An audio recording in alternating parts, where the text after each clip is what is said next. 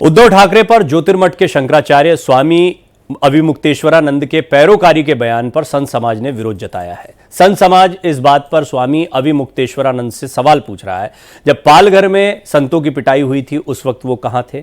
बहरहाल सवाल ये भी है कि इन राजनीतिक मसलों में संत का बयान क्यों, उद्धव को ऐसे सर्टिफिकेट की आवश्यकता क्यों, प्रभु कार्य को छोड़कर स्वामी अविमुक्तेश्वरानंद को उद्धव ठाकरे से इतनी सहानुभूति क्यों है।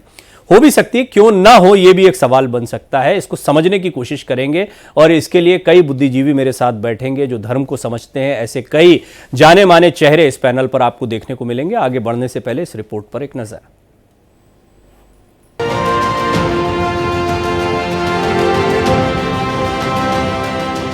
ज्योतिर्मठ के शंकराचार्य स्वामी अविमुक्तेश्वरानंद की उद्धव ठाकरे की पैरोकारी कि उनके साथ विश्वासघात हुआ, इस बयान से महाभारत छिड़ गया है। दरअसल मुंबई के दौरे पर पहुंचे स्वामी अविमुक्तेश्वरानंद ने मातोश्री में ठाकरे परिवार से मुलाकात करने के बाद अपने मन की बात कही। हमारे यहाँ पुण्य पाप की भावना बताई गई है। सबसे बड़े पाप गौ घात आदि बताए गए हैं, लेकिन उससे भी बड़ा घात विश्वासघात बताया गया है।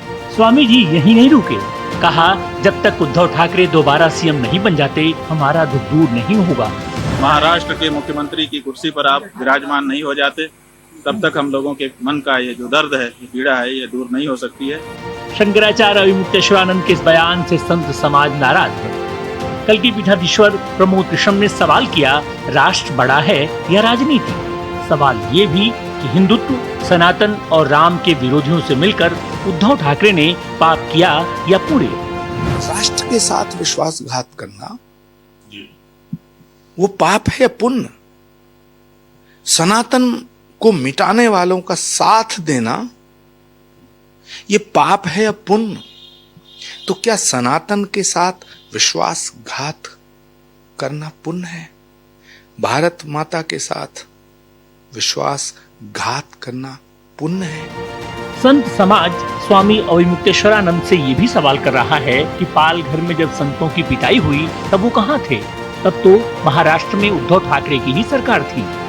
आपने एक शब्द नहीं कहा कि महाराष्ट्र में पालघर में जब संतों की निर्मम हत्या हुई, पीट पीट के आतंकवादियों ने पूज्य संत को मार दिया, हत्या कर दिया, उस पर आपके एक शब्द नहीं आए। बहरहाल राज दरबार में आवाजाही और राज दरबार को लेकर बयानबाजी संतों के लिए कैसी होनी चाहिए, ये संत कुंभन दास से सीखनी चाहिए। कुंभन दास पहले ही कह गए, संतन को कहा सीकरी सो काम, आवत जात पनहिया टूटी, विसरी गयो हरि नाम। अब संत दरबार की ही भाषा बोलेंगे तो फिर उनका ईश्वरीय आराधना का जो कार्य है वो पूर्ण कैसे होगा। सवाल तो है, आखिर शंकराचार्य का राजनीति से क्या काम। Bureau report, Bharat express. देखिए, बड़ा गंभीर मसला है और इस चर्चा में वही लोग बोलें जो इस क्षेत्र को जानते हैं। धर्म और राजनीति का मेल ये बड़ी आम बात है, लेकिन अध्यात्म और राजनीति का मेल ये थोड़ा समझने जैसी बात है और उसके लिए धर्म और अध्यात्म के बीच की महीन रेखा को भी समझना बड़ा ज़रूरी है।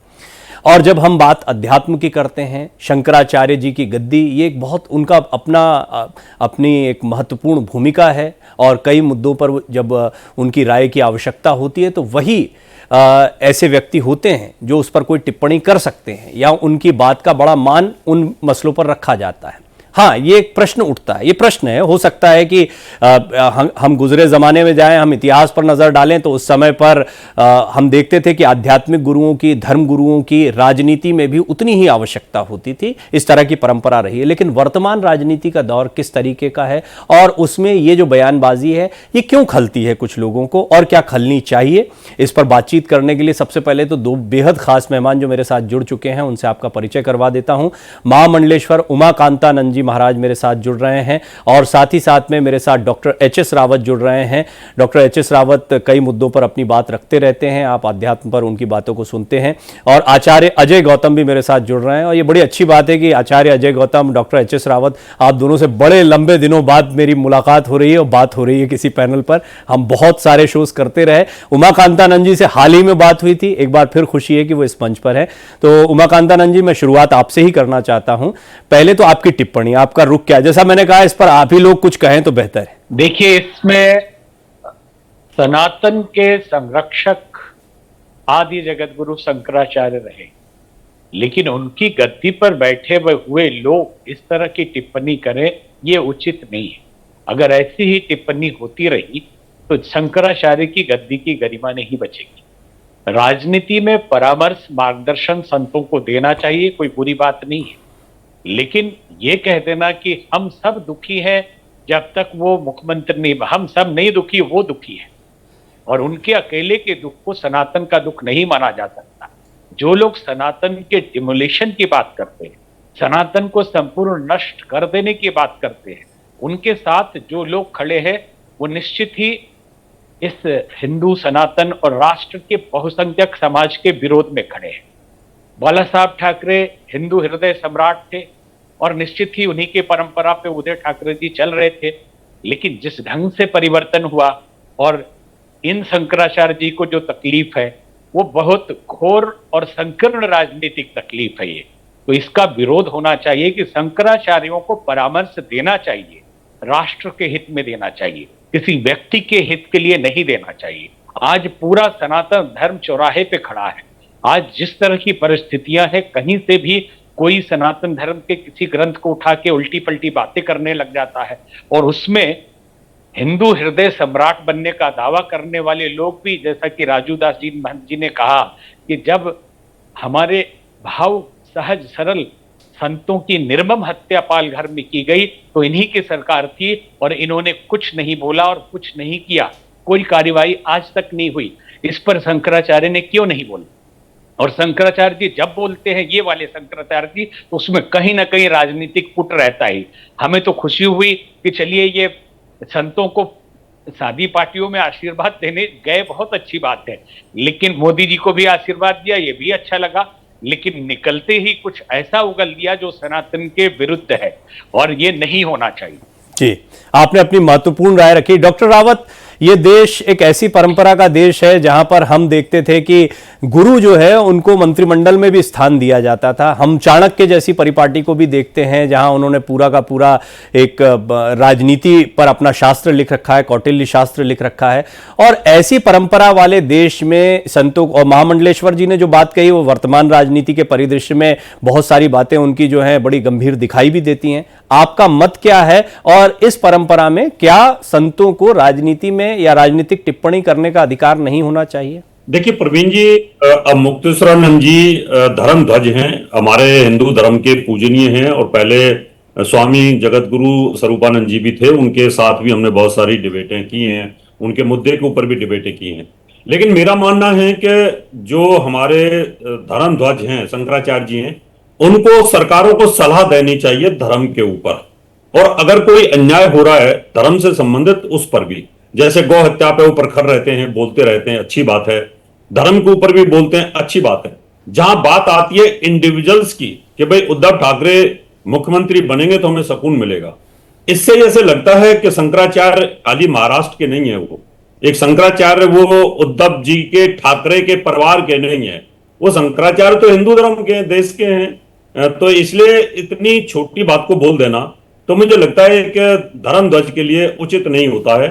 उनके लिए तो सभी समान है, उनके लिए तो कांग्रेस भी, बीजेपी भी, समाजवादी पार्टी, उनके पास तो सभी मत्था टेकते हैं आकर के। ऐसा नहीं है कि खाली उद्धव ठाकरे मत्था टेकते हैं, वहां तो अमित शाह भी आते हैं, मोदी जी भी आएंगे, सभी आते हैं। तो शंकराचार्य एक हमारा महान पद है, वहां पर इंडिविजुअल्स तौर पर अपनी अगर भावनाएं कोई व्यक्त कर देते हैं, पहले व्यक्त कर सकते थे वो, लेकिन आज वो गद्दी पर विराजमान, और गद्दी पर विराजमान होकर के मुझे लगता है इंडिविजुअल्स तौर पर उनको इस प्रकार की बातें नहीं करनी चाहिए, क्योंकि उनके लिए तो सभी का सर झुकता है। उनके लिए ऐसा नहीं है कि बीजेपी वाला नहीं झुकाएगा, कांग्रेस वाला नहीं झुकाएगा। इंपॉर्टेंट पॉइंट उठाया है, और इसमें मैं बयान को आगे बढ़ाते हुए बता दूं कि जब तक मुख्यमंत्री दोबारा नहीं बन जाते उद्धव ठाकरे, हमें सुख नहीं मिलेगा या सुकून नहीं मिलेगा। इसको ऐसे भी भाषाई तौर पर समझ सकते हैं। और ये डॉक्टर रावत ने इस बात को स्पष्ट भी किया कि आप किसी के प्रति सहृदयता रख सकते हैं। प्रधानमंत्री मोदी को भी उन्होंने आशीर्वाद दिया, लेकिन जब किसी इंडिविजुअल की राजनीति को लेकर कोई टिप्पणी की जाती है तो ये इस पद को शोभा नहीं देता है।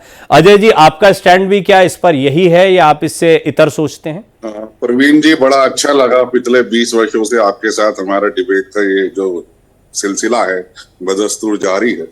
मुझे भी बहुत अच्छा लगा। कहूंगा कि शंकरम शंकराचार्यम केशवम बादरायणम सूत्र भाष्य कृतौ वंदे भगवन्तौ पुनः पुनः।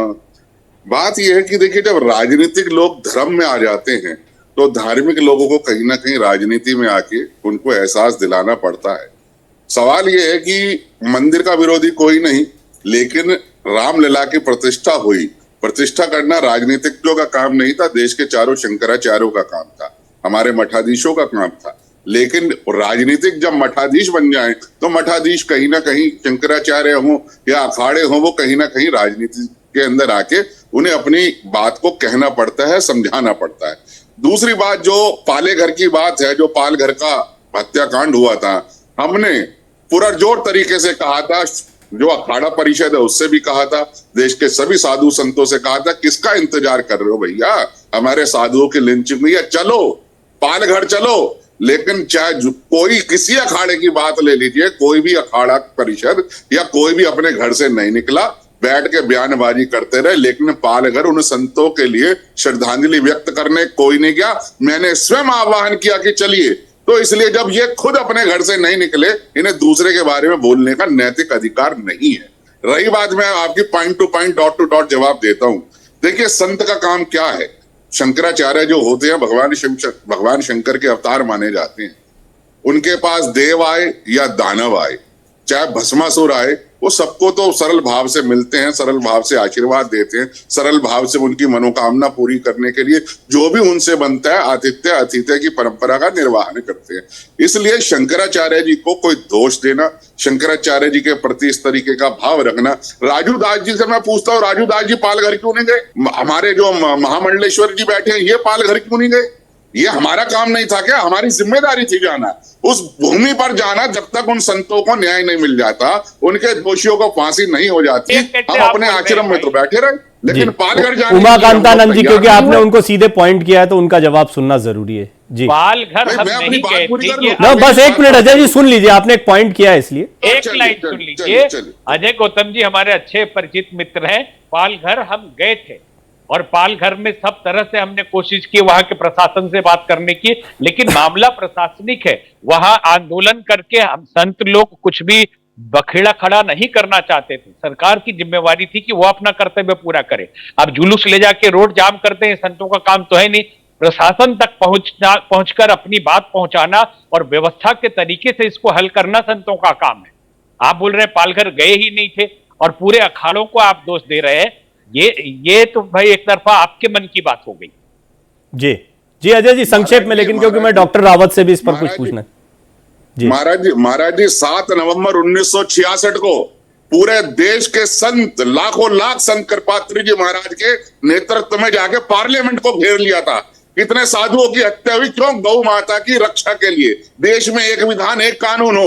तो यह मत कहिए कि ये संतों का काम नहीं है, संतों का काम है। जब भी धर्म पर हानि होगी, इसीलिए तो कुछ वैलिड पॉइंट है अजय गौतम जी के, ये वैलिड पॉइंट है। अजय जी, मैं आपके इस पॉइंट को ये आपका पॉइंट बड़ा इंपॉर्टेंट है। डॉक्टर रावत, मैं आपका भी इसमें एक इंटरवेंशन चाहता हूं। आप मुझे बताएं कि सही बात है कि अगर राजनीति में धर्म की बात हो रही है तो जो धर्म गुरु हैं फिर उनको राजनीति में आना पड़ता है। अजय जी ने एक बड़ा इंपॉर्टेंट पॉइंट उठाया है, ये एक मजबूरी का विषय है, ये वर्तमान राजनीति में इस तरह का दस्तूर है। देखिए प्रवीण जी, राजनीति और धर्म का चोली दामन का साथ है, इसमें कोई दो राय नहीं है और शुरू से रहा है, आज से नहीं है। ये अंग्रेजों के टाइम से भी था। उस समय पर भी अगर हम अकबर की बात करें, वहां पर भी कहीं ना कहीं धर्मगुरु कोई ना कोई रहता ही था, ज्ञानी आदमी रहते थे।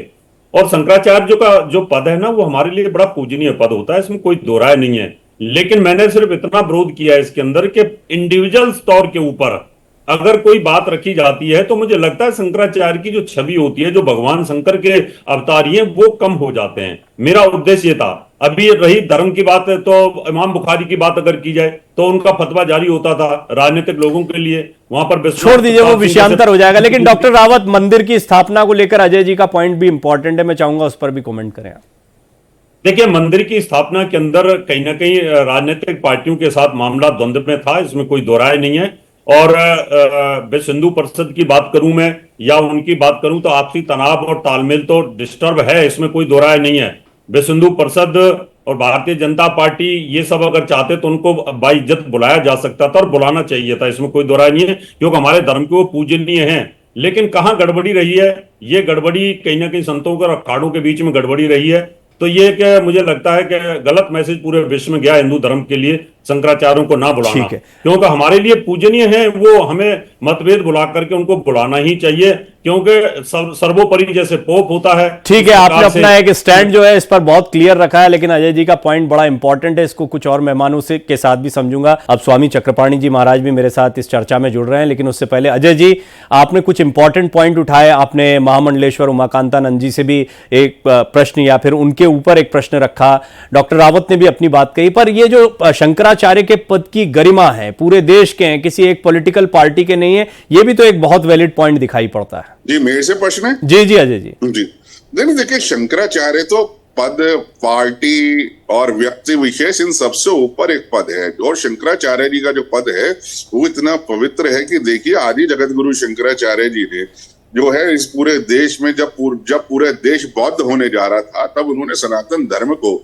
शास्त्रार्थ के जरिए पुनः स्थापित करके और अपना उन्होंने शरीर छोड़ दिया। और वो किसी भी शंकराचार्य जी को किसी भी पार्टी से, किसी व्यक्ति विशेष से, किसी राजनीतिक दल से, इनसे जोड़कर देखना ये सही नहीं है। हमारे यहाँ परंपरा रही है। आप देवरा बाबा को देख लीजिए, कांग्रेस के जितने भी नेता थे वो देवरा बाबा के पास जाया करते थे आशीर्वाद लेने। आप देखिए, ज्ञानी जेल सिंह, एक बड़ा विवाद चला था, ज्ञानी जेल सिंह जी जब गए थे देवरा बाबा से आशीर्वाद लेने के लिए, क्योंकि वो पैर से आशीर्वाद देते थे, तो सिखों ने बखेड़ा किया कि नहीं भाई, हमारी पगड़ी पर कोई पैर नहीं रख सकता। तो कौन सी ऐसी राजनीतिक पार्टी है, कौन से ऐसे राजनीतिक दल है कि जो हमारे पूजनीय संतों के पास या हमारे नहीं, पर कोई पूजनीय संत अगर ये कहे कि दोबारा ये मुख्यमंत्री बनेंगे तभी हमें सुख मिलेगा, सुकून मिलेगा, ये थोड़ा सा अजीब नहीं लगता?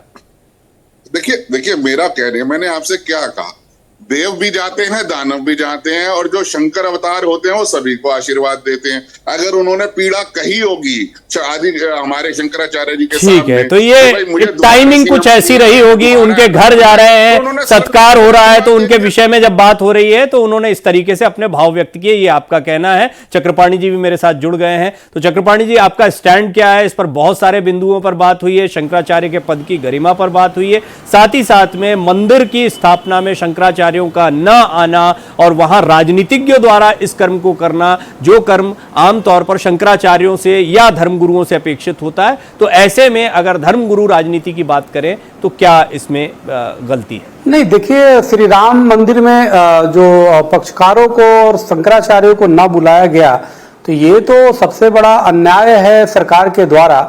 निश्चित रूप से चूंकि पक्षकार हम भी थे, वो हिंदू महासभा की केस ही था जिसको राम मंदिर पे माननीय सर्वोच्च न्यायालय ने निर्णय दिया और भव्य मंदिर बना, लेकिन हिंदू महासभा को भी निमंत्रण नहीं दिया।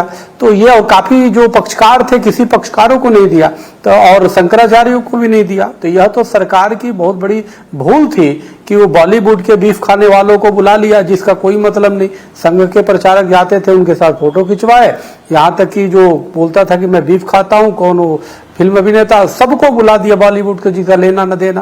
तो मेरे कहने का मतलब है कि उसमें तो सरकार ने, वहां की मैनेजमेंट ने, वहां संघ ने जो लोगों की जिम्मेदारी समझ गया, मतलब आपने मंदिर वाला जो पॉइंट है उसको और मजबूत कर दिया। अब शंकराचार्य जी वाला बिंदु कि वो कहेंगे उद्धव ठाकरे दोबारा मुख्यमंत्री बन जाए तो सुख मिलेगा। नहीं, सवाल यह है कि किस तरह सुख मिल रहा है। स्वामी अभिमुक्तेश्वरानंद जी महाराज एक भावुक संत हैं, संत तो भावुक होते ही हैं।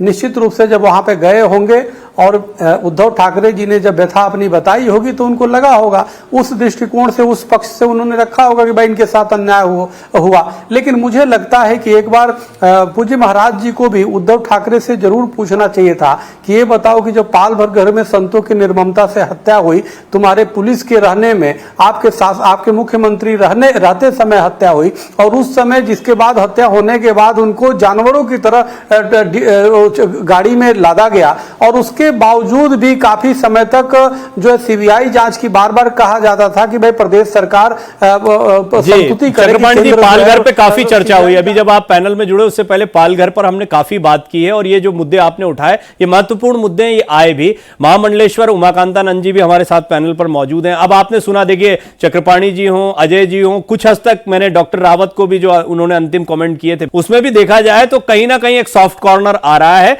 कि एक भावुक संत हैं और जिसके घर गए हैं उसके प्रति आशीर्वाद अगर दे दिया, देव दानव की बात जो बार बार अजय जी कह रहे हैं वो भी एक पॉइंट बनता है। तो ऐसे में आपको लगता है कि इसको बहुत ज्यादा राजनीति से नहीं जोड़ा जाना चाहिए, शंकराचार्य के पद की गरिमा से नहीं जोड़ा जाना चाहिए?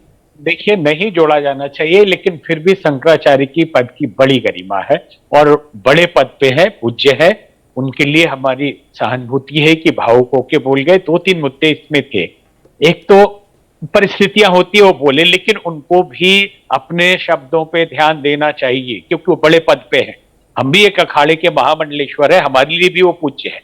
एक मंदिर वाली बात हुई थी, तो मंदिर के मुद्दे पे जहां तक कहा जा रहा है कि किसी शंकराचार्य को बुलाया नहीं गया, हमारे अपने जानकारी के हिसाब से यह सरकार का कार्यक्रम नहीं था, यह राम जन्मभूमि न्यास ट्रस्ट का कार्यक्रम था और ट्रस्ट ने लगभग सभी शंकराचार्य को निमंत्रण दिया था, मीडिया ने उस समय दिखाया था।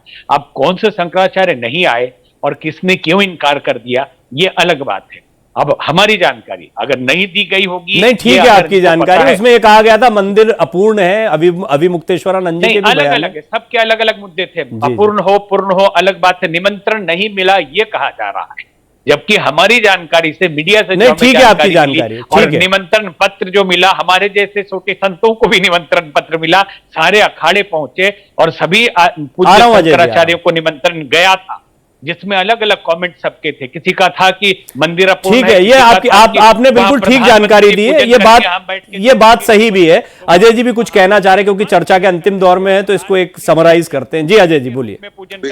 देखिए बात सही है, हमारे साथ हमारे स्वामी चक्रपाणी जी महाराज बैठे हैं, ये स्टेक होल्डर थे। इन्होंने जमीन बेच के राम मंदिर का केस लड़ा सुप्रीम कोर्ट के अंदर, इन्होंने अपना सर्वस्व दांव पर लगा दिया, लेकिन हिंदू महासभा स्टेक होल्डर थी जिसने सबसे पहले केस शुरू किया, लेकिन इनको नहीं बुलाया। कैटरीना कैफ को बुला लिया, माधुरी दीक्षित को बुला लिया, ये समझ में नहीं आया उन दोनों का राम मंदिर के। एक मिनट, कुछ कारण बता रहे हैं उमाकांतानंद जी, कुछ कारण बताए जी। नहीं, गलती है बात कर लूं पूरी, इसको गलती वो भी मान रहा है, पूरा पैनल मान रहा है, ये गलत था। चक्रपाणी जी को बुलाया जाना चाहिए।